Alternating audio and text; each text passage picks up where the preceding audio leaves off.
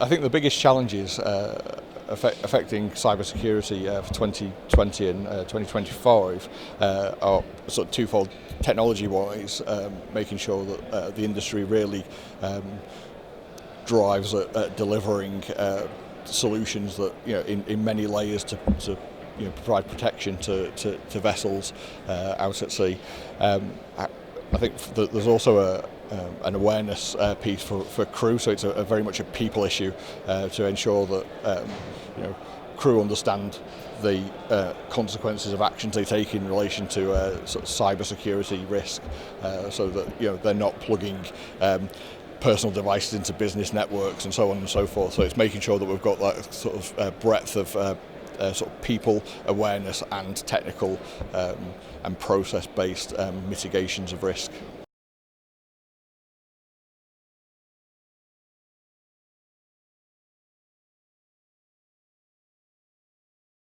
It's absolutely about creating awareness within the industry.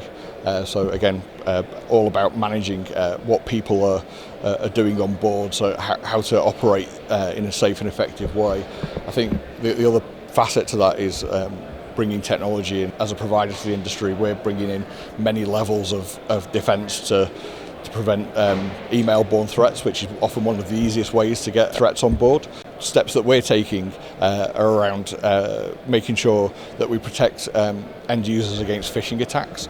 Again, phishing attacks are all about trying to exploit human behaviour, and we're doing what we can from a technology perspective to reduce the risk of that. We're also taking steps to risk from unknown malware by implementing techniques that look at software behaviour before it gets delivered to vessels. Again, so providing that sort of multi-layered approach, and I think owners and operators in the industry need to be taking that same multi-leveled approach to protection from whether it's protecting their email or any other communication mechanism on board.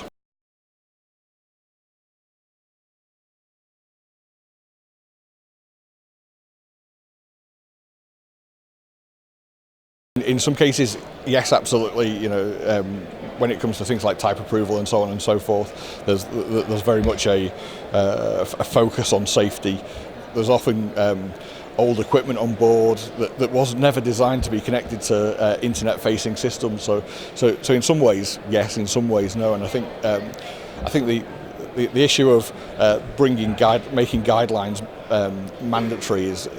We need to be a bit careful. As a supplier to the industry, we're being asked more and more questions, but I think the industry will be being asked more and more questions from its downstream customers to ensure that they're taking cyber risks seriously, and that will drive behaviour much better than making guidelines mandatory, I think.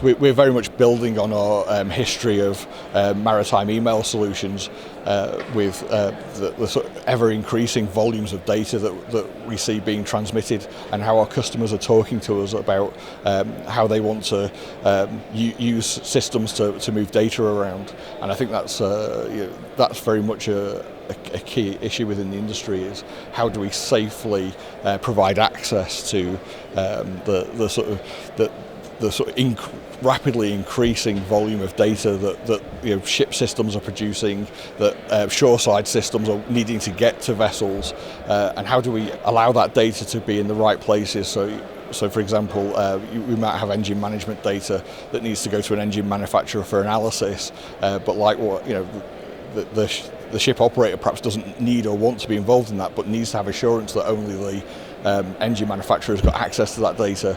Vessels are requiring more and more integration with office systems, and how we can kind of protect that from outside threats. And that's very much kind of the key to what we're doing with our kind of up and coming products and solutions, is about really managing that data out from emails through multiple VPN connections. Because I think one of the big issues here that we see is that we're seeing many kind of different types of connectivity coming into vessels, and every connection that we open up, we're increasing the attack surface to a potential hacker. So by trying to build systems that really reduce that down is where we see we can help the market and help the industry.